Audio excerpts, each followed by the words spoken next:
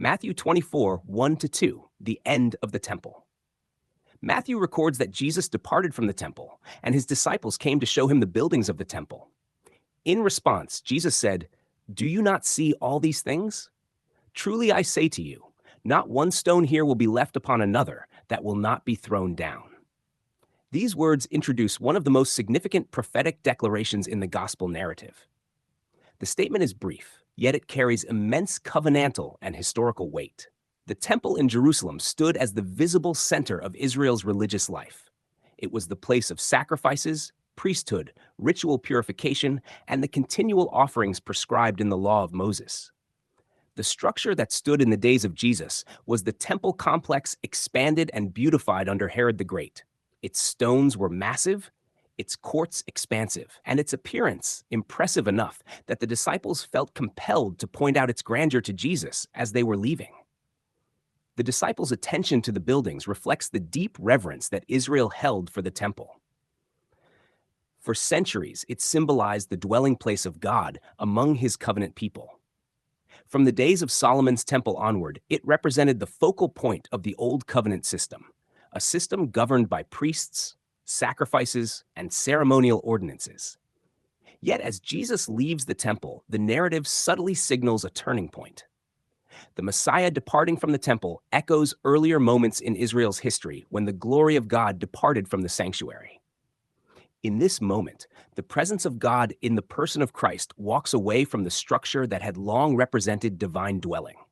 The disciples, still viewing the temple through the lens of its sacred significance and architectural splendor, draw attention to its stones and buildings. The temple complex was indeed extraordinary. Some stones in the retaining walls measured over 40 feet in length. The entire structure dominated the skyline of Jerusalem. To human observation, it appeared permanent and indestructible. Jesus, however, responds with a declaration that overturns the disciples' perspective. He directs their attention away from the beauty of the structure and toward its coming destruction. Not one stone here will be left upon another. The language emphasizes total dismantling. The temple they admired would not merely be damaged, it would be completely removed. This pronouncement was not merely a prediction of architectural ruin, but a declaration concerning the end of the covenantal order that the temple represented. The temple stood at the center of the sacrificial system, and that system functioned under the framework of the Mosaic covenant. Every offering, every duty, and every ritual purification pointed forward to a greater fulfillment. Throughout the gospel, Jesus had already identified himself as the one who fulfills what the temple anticipated. Earlier, he had spoken of his body as the true temple that would be raised after being destroyed. In him, the reality to which the temple pointed was present. The sacrifices offered daily in Jerusalem were shadows of a greater sacrifice. The priesthood that ministered in the sanctuary foreshadowed a greater priest. The holy place itself reflected a deeper reality concerning God's dwelling with humanity. All of these elements anticipated the work that would be accomplished through the Messiah. Because the fulfillment had arrived, the system of shadows was nearing its conclusion. The destruction of the temple would mark the definitive end of the sacrificial order that had governed Israel for centuries. Once the temple was removed, the offerings prescribed by the law could no longer be carried out, and the entire structure of that covenantal system would cease.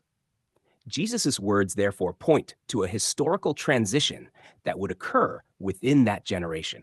The physical dismantling of the temple would publicly demonstrate that the age defined by sacrifices, priestly mediation, and ceremonial law had reached its conclusion. In place of the former system stood the finished work of Christ.